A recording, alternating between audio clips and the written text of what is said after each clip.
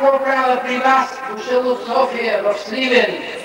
Аз съм дошъл не е толкова за да ме изберете, защото вие мен не избирате. Вие себе си избирате.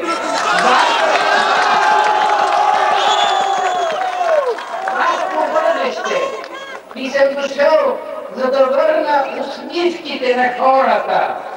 И това ще стане, когато ние запретнем ръкави, изкъпеме нашата изморена, изцапана и ранена родина,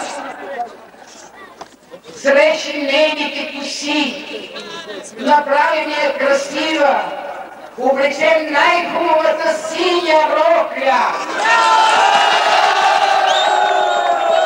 на европейското хоро.